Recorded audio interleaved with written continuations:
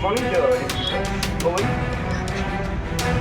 Sir, यहाँ पर एक बीएसआई वालों के आए हुए हैं गेट नाम का वेरी रूड सर। अभी मेरे से कुछ लोग मिलने आए हुए थे, वो गेट के अंदर आए हुए, वो बोल रहे बाहर निकलो बाहर निकलो। मैं कह रहा हूँ कि गेट के अंदर निकलो एंड एक्सट्रीमली रूड वो कह रहे हैं सबको बाहर निकालो। तो मैंने बोला आप मुझे डिसाइड करना है, मैं डिसाइड करूँगा मेरे से कौन मिलेगा कौन नहीं। तो फिर वो बोल रहे कि गेट खोलो सबको एक साथ आने दो। मतलब इनका डिलीवरेटली कर क्या वो ये क्या बिहेवियर होता है सर। मतलब मैंने उनको बोला भी कि आज तक मैंने आपको देखा नहीं है, आप पहले भी नहीं कर रहे हो, इतनी बदतमीजी से बात कर रहे हो।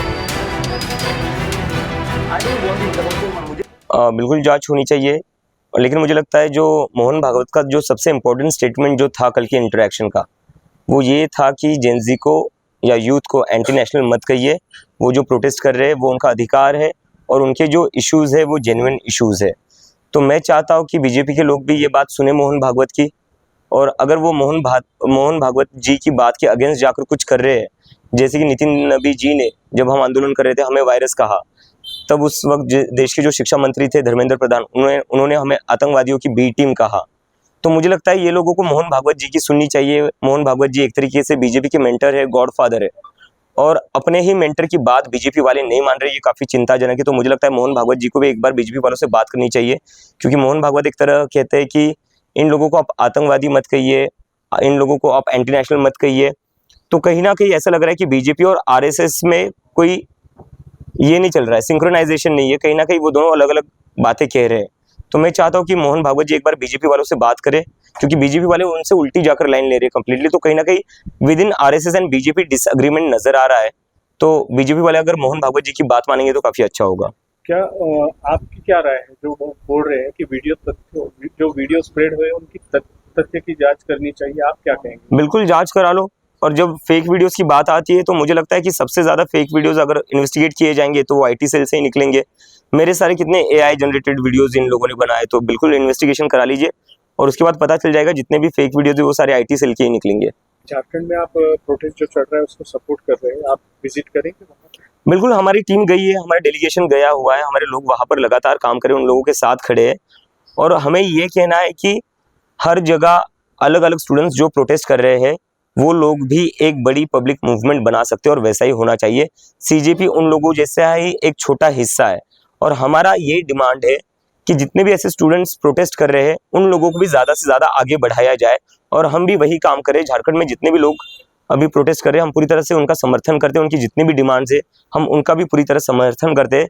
और कॉकरोच जनता पार्टी इस आंदोलन को मजबूत करने के लिए जो हो सकता है वो करेगी, और हमें ऐसा लगता है कि उन लोगों का आगे बढ़ना और आगे आना भी उतना इम्पोर्टेंट है।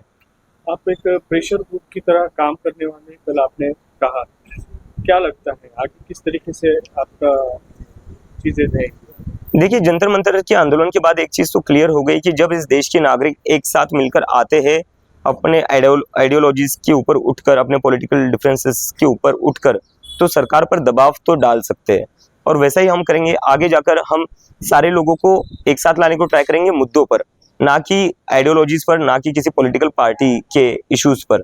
हम जो इस देश के इश्यूज है, इन देश के युवाओं के इश्यूज है, उन पर हम सबको एक साथ लाने को ट्राई करेंगे, और जब ये सारे लोग एक साथ आएंगे तो ये बहुत ही अच्छा प्रेशर ग्रुप बन सकता है। कल जब आपका बैठक का आखिरी दिन था उस समय दो छात्र जो है, दो युवक आए थे अहमदाबाद से, वो कुछ कह रहे थे। उनका कहना यह था कि आप जो कोर कमेटी है आपकी, उन्हें नहीं पूछा गया, या काफी सारे युवाओं की उसमें जो है उनसे बिना पूछे ही सारी चीजें की जा रही है। और एक शख्स हैदराबाद से आए थे कल शाम को, उन्होंने आपके खिलाफ भी जो है कंप्लेंट की है यहाँ पे छत्रपति संभाजी नगर में। उनका कहना है कि दिल्ली में जो भी पुलिस का नुकसान हुआ है या सरकारी चीजों का नुकसान हुआ है उसकी भरपाई आपसे लेना चाहिए, क्या कहेंगे? इसमें दो चीज़ें मैं बोल देता हूँ। जो लोग कल यहाँ धरने पर बैठे हुए थे उनसे हमारी टीम ने लगातार 2 दिन बात करी है। मेरे घर वाले भी उनसे मिले, सौरभ भी मिला है, आशुतोष भी मिला है। 3-4 घंटे उनसे बात की और उनके जो भी इनपुट्स थे हमने ले लिए। लेकिन कोर कमेटी की मीटिंग हमेशा पब्लिक नहीं होती है, उसमें जो लोग रहते हैं वो डिसीजन मेकिंग डिसाइड करेंगे कि आगे जाकर रोड मैप क्या क्रिएट करना है। और हमने उनको बोला भी था कि नेक्स्ट स्टेप में आप लोगों को बुलाया जाएगा। तो हमने तो हमारी तरफ से पूरा क्लियर रखा था कि आपको नेक्स्ट स्टेप में, नेक्स्ट मीटिंग में बुलाया जाएगा जब हम एक्सपांड करेंगे। पहली चीज़ तो वो। और दूसरी चीज़, मेरे से कहाँ से भरपाई करोगे? मेरे ऊपर पहले से एजुकेशन लोन है, तो मैं कहाँ से भरपाई करूँगा? और दूसरी चीज़ एक उसमें और एक ऐड कर देता हूँ मैं, कि हमने कौन सा नुकसान किया है, एक वीडियो बता दीजिए जहां से हमसे नुकसान हुआ है। मैं जिस ट्रक पर चढ़ा हुआ था उस ट्रक का शीशा भी जो है वो डीसीपी लांबा ने तोड़ा है, संदीप लांबा ने तोड़ा है। उस ट्रक पर जो साउंड सिस्टम भी लगा हुआ था वो संदीप लांबा ने तोड़ा है, जो डीसीपी है दिल्ली के। तो जितना भी नुकसान हुआ था दिल्ली में वो दिल्ली की पुलिस वालों ने ही करा था, लाठियां चलाकर। उस ट्रक की लाठियां चलाकर शीशे तोड़े गए थे। तो अगर भरपाई की बात की जाए तो मुझे लगता है दिल्ली पुलिस वालों की तनख्वाह काटनी पड़ेगी। तो यहाँ से रिपोर्ट भेजी, जो चैट्स पड़ी होंगी वो यहाँ से सारी व्हाट्सएप पर रिपोर्ट भेज देता है।